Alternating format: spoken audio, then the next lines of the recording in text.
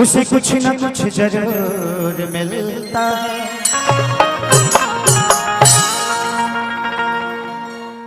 चलिए एगो देवी वंदना गाई, ओकरा बाद जौन बोलो कहबा तौन गाई।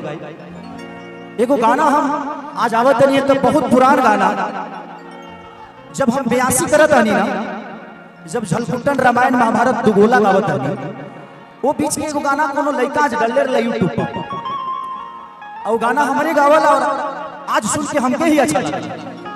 तब कहनी कि आज ये गाना के गाए। ढेर दिन से सपोर्ट नहीं खे मिला, का वीडियो बनावे छोड़ दी